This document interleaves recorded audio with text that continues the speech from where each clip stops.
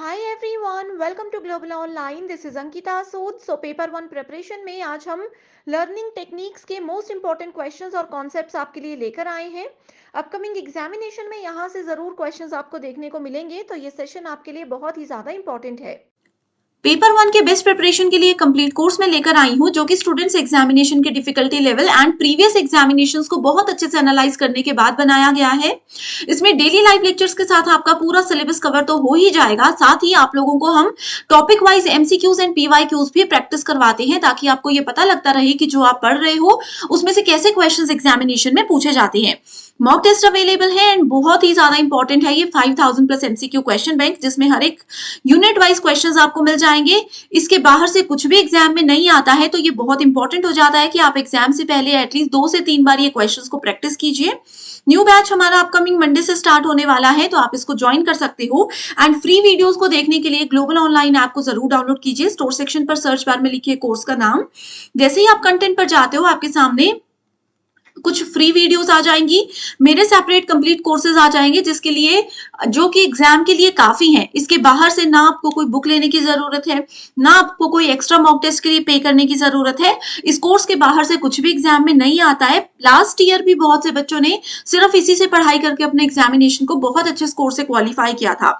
PYQs आप देख सकते हो, पीडीएफ एंड वीडियो सॉल्यूशन आपको मिल जाते हैं। इसमें आपके स्टेट के साथ साथ बाकी के स्टेट्स के जो क्वेश्चन पेपर्स हैं वो भी आपको मिल जाएंगे, ताकि आप लोगों की बहुत अच्छे से प्रैक्टिस भी होती रहे। आप सभी स्टूडेंट्स इस कोर्स को ज्वाइन करने के लिए बस गिवन नंबर्स पर व्हाट्सएप के जरिए कांटेक्ट कर सकते हैं। Which of the following is a learner centric teaching method. So देखिए, लर्नर सेंट्रिक मेथड वो होता है जिसमें एक स्टूडेंट, एक लर्नर बहुत ही ज्यादा एक्टिवली पार्टिसिपेट करते हैं। प्रॉब्लम सॉल्विंग टेक्निक्स यहाँ पर बच्चों को सिखाई जाती है। ऑप्शंस हैं डेमोन्स्ट्रेशन। सो देखिए, डेमोन्स्ट्रेशन हमारे पास एक टीचर सेंट्रिक मेथड होता है, क्योंकि इसमें स्टूडेंट्स पार्टिसिपेट नहीं करते, स्टूडेंट्स सिर्फ सुनते हैं, ध्यान से टीचर्स को देखते हैं। ड्रिल एंड प्रैक्टिस, इसमें ये भी एक टीचर सेंट्रिक मेथड है, क्योंकि इसमें जो भी चीजें होती है, जो भी टॉपिक होता है, वो डायरेक्टली जबरदस्ती स्टूडेंट्स के माइंड में ड्रिल किया जाता है, हम ऐसे बोल सकते हैं। ठीक है, उनको जबरदस्ती वो चीजें सिखाई जाती है बिना प्रैक्टिकल अप्रोच के। सो ये भी एक टीचर सेंट्रिक मेथड है। नेक्स्ट ऑप्शन है question answer. So question answer technique में आंसर्स तो देखो देने का काम स्टूडेंट्स का है, बट क्वेश्चन पूछते हैं टीचर्स, उसकी एक्सप्लेनेशन देते हैं टीचर्स, क्वेश्चंस रेडी करते हैं टीचर्स, तो इसमें भी स्टूडेंट्स एक्टिवली पार्टिसिपेट नहीं कर पाते। सो लास्ट ऑप्शन है कोऑपरेटिव लर्निंग, जो कि एक सही ऑप्शन है। कोऑपरेटिव लर्निंग में स्टूडेंट्स को एक एक्टिविटी दे दी जाती है एंड स्टूडेंट्स को ये कहा जाता है कि उस एक्टिविटी में आप पार्टिसिपेट करो। बहुत एक्टिवली स्टूडेंट्स को पार्टिसिपेट करने सिखाया जाता है। इससे उनके लर्निंग एक्सपीरियंसेस को इम्प्रूव किया जाता है। सब्जेक्ट की अंडरस्टैंडिंग को जो है इम्प्रूव करने में कोऑपरेटिव लर्निंग बहुत ही ज्यादा इंपॉर्टेंट होती है। आप सभी स्टूडेंट्स को पेपर वन में हेल्प करने के लिए एक फ्री टेलीग्राम ग्रुप में लेकर आई हूँ। Ankita Sood paper one NET SET preparation नाम से आप इसको सर्च कर सकते हैं। एंड स्टूडेंट्स, इस ग्रुप की खास बात यह है कि आपको कोई भी गाइडेंस चाहिए, आप कोई भी सवाल मुझसे पूछना चाहते हो, तो डायरेक्टली मुझसे यहाँ पर कांटेक्ट कर सकते हैं। साथ ही जो भी मेरी क्लासेस रहती है उनके पीडीएफ्स और लिंक्स आपको मिलते रहेंगे, ताकि आपकी कोई भी क्लास मिस ना हो। एंड बहुत आसानी से आप सभी पेपर वन में एटलीस्ट 100 में से 80 प्लस स्कोर कर सकें। तो आपके प्रॉपर गाइडेंस के लिए ये चैनल बहुत इंपॉर्टेंट है, इसको जरूर आप सबको फ्री में ज्वाइन कर लेना है। Which one of the following strategies is not an element that defines true cooperative learning? So ये भी cooperative learning का ही एक क्वेश्चन है। यहाँ पर पूछा है नॉट एन एलिमेंट। ठीक है, सो कोऑपरेटिव लर्निंग हमने डिस्कस कर लिया। ऑप्शंस है positive interdependence and individual accountability, competition, group processing, collaborative and social skills. So देखिए, कोऑपरेशन के साथ मतलब इसमें क्या होता है, बहुत सारे 5-6 स्टूडेंट्स का एक ग्रुप बना दिया जाता है, उनको एक एक्टिविटी दी जाती है।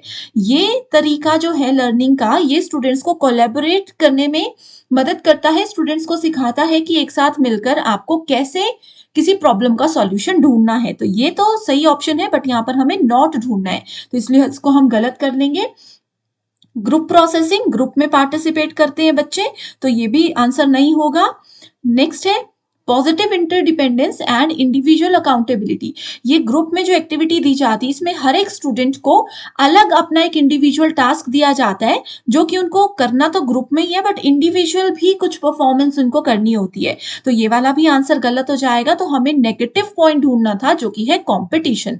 कोऑपरेटिव लर्निंग स्टूडेंट्स में कॉम्पिटिशन की भावना को कम करता है। ये उनको बस ये बताता है कि आपको कैसे ग्रुप में पार्टिसिपेट करना है और इंडिविजुअली भी वहां पर आपको एक्टिव रहना है।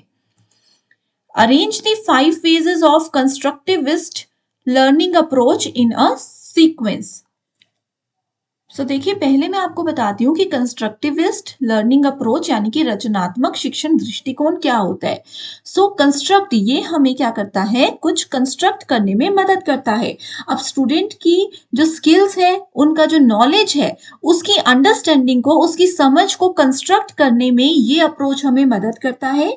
ये स्टूडेंट्स को सिखाता है कि कैसे आप लोगों ने एक्टिवली किसी भी प्रोसेस में पार्टिसिपेट करना है, जिससे आपके नॉलेज और स्किल्स को आप बना सको, उनकी आप रचना कर सको। इसके 5 फेजेस होते हैं, जिसमें कि सबसे पहला फेज होता है एंगेज, ठीक है, यानी कि संलग्न।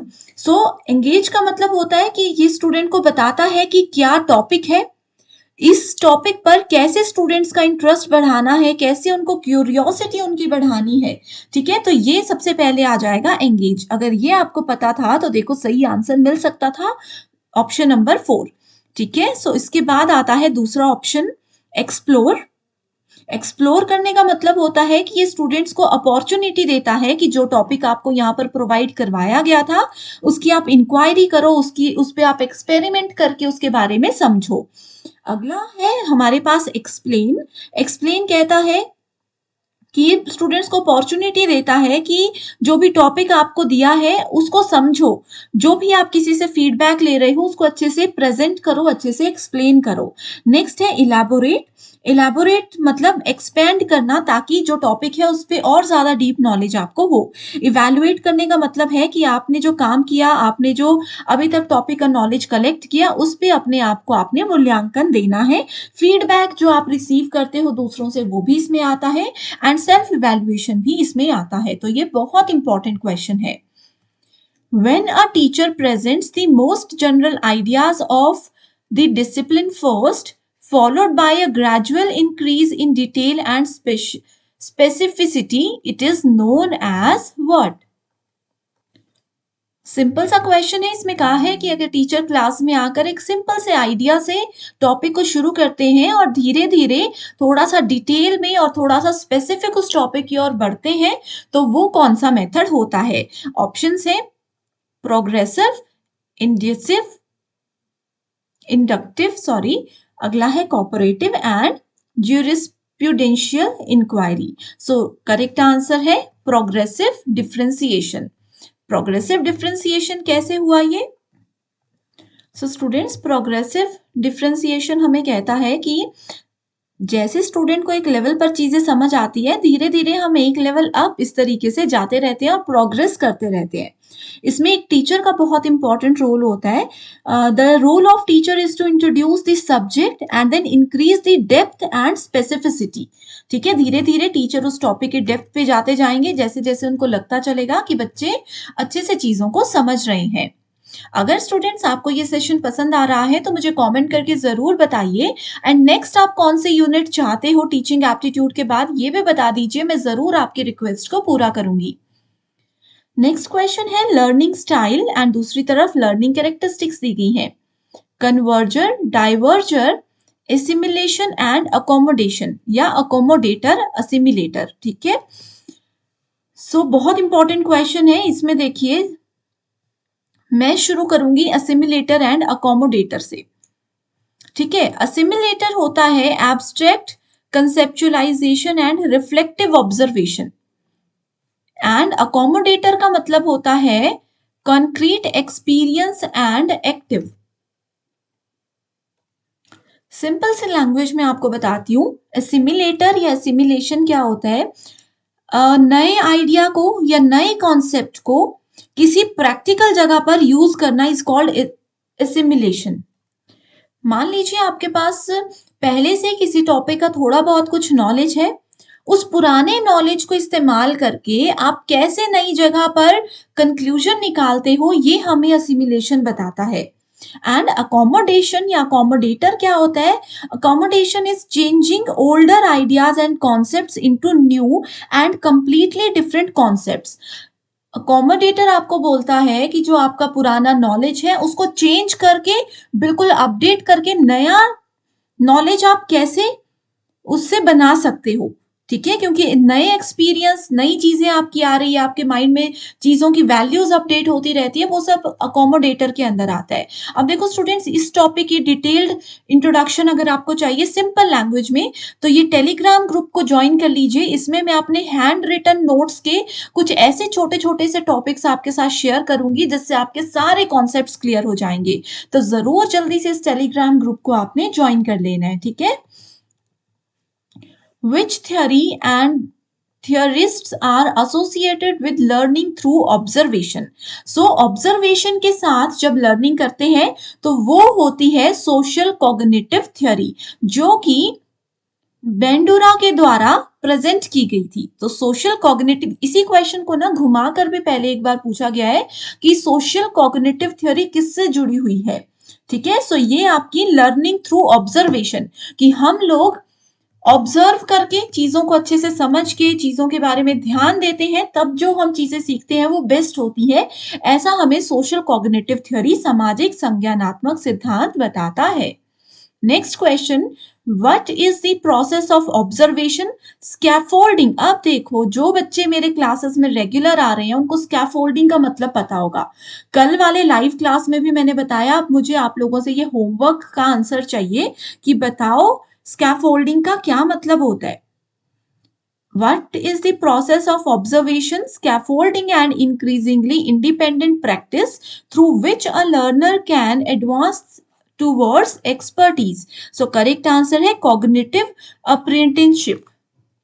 So जब भी हम स्कैफोल्डिंग की बात करते हैं, ऑब्जर्वेशन की बात करते हैं, तो हमेशा कॉग्निटिव पॉइंट्स को हमें ध्यान में रखना होता है। फैक्टर्स इन्फ्लुएंसिंग लर्निंग, कौन कौन सी चीजें हैं जो कि लर्निंग को इफेक्ट करती हैं, और इलस्ट्रेशंस दिए जैसे कि साइकोलॉजिकल, सोशियो कल्चरल, इंस्टीट्यूशन या फिर टीचिंग लर्निंग।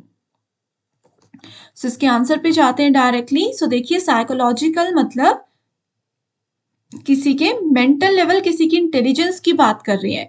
सोशो कल्चर, किसी का सोशल एनवायरनमेंट क्या है, वो कैसे बिहेव कर रहे हैं, ये उनके फैमिली पर डिपेंड करता है, right. Institution, faculty relationship, right, faculty क्या है, उनके साथ क्या रिलेशनशिप है, that is related to institution. And teaching learning is related to methods of teaching, कि कैसे मेथड आपके टीचर्स यूज कर रहे हैं आपको पढ़ाने में। Which among the following is not related to characteristic of cooperative learning? So देखिए, cooperative learning की characteristic क्या नहीं है, बहुत इंपॉर्टेंट क्वेश्चन है। देखिए, कोऑपरेटिव लर्निंग हमें कहता है कि बच्चों की जो लर्निंग स्किल्स हैं, सोशल स्किल्स हैं, उनको एक्सपीरियंस, उनको डेवलप भी करना है। तो ये तो सोशल स्किल है, ये तो कोऑपरेटिव स्किल है, बट हमें नहीं ढूंढना है, तो इसलिए ये आंसर गलत है। अगला है building positive relationship with students, students और टीचर के रिलेशनशिप को भी, और आपस में स्टूडेंट्स के रिलेशनशिप को भी पॉजिटिवली बिल्ड करने में हेल्प करता है, तो ये भी गलत हो जाएगा। इंडिविजुअल अटेंशन, मैंने बताया था कि इसमें ग्रुप्स जरूर बनते हैं लेकिन इंडिविजुअल भी टास्क उनको पूरे करने होते हैं, तो ये भी गलत हो जाएगा। नॉट पूछा है तो students feel overloaded with too much work in group, group में स्टूडेंट्स को इतना ज्यादा काम दे दिया जाता है कि वो बहुत ज्यादा ओवरलोडेड फील करते हैं, तो ये वाला ऑप्शन सही होगा। In which of the following learner-centered methods students are first presented with challenges? Students को पहले कुछ challenges दिए जाते हैं, उसके बाद उनको समझाया जाता है। Self learning, active learning, inductive teaching and learning, या फिर कोऑपरेटिव लर्निंग। सो कोऑपरेटिव लर्निंग में ऐसा बिल्कुल भी नहीं होता है। ठीक है, कोऑपरेटिव लर्निंग में स्टूडेंट्स को चैलेंजेस नहीं दिए जाते हैं, उनको बस टास्क दिए जाते हैं। एक्टिव लर्निंग में भी चैलेंजेस नहीं दिए जाते, और सेल्फ लर्निंग में तो बिल्कुल भी ऐसा नहीं होता है। ठीक है, लर्नर सेंटर्ड अप्रोच बोला है, सो ये है इंडक्टिव टीचिंग एंड लर्निंग। सो सही आंसर है ऑप्शन नंबर 3। मैं उम्मीद करती हूँ स्टूडेंट्स ये सभी क्वेश्चंस आपने अच्छे से नोट किए होंगे। एग्ज़ाम में यूजीसी नेट में स्पेशली ये ज़रूर आ सकते हैं एंड जो टेलीग्राम ग्रुप मैंने जॉइन करने को कहा, उस पर मेजर फ़ोकस रखिए। सारे हैंड रिटन नोट्स या इम्पोर्टेंट कॉन्सेप्ट्स वहाँ पर भी हम डिस्कस करते हैं। So thank you so much and I wish you all the very best.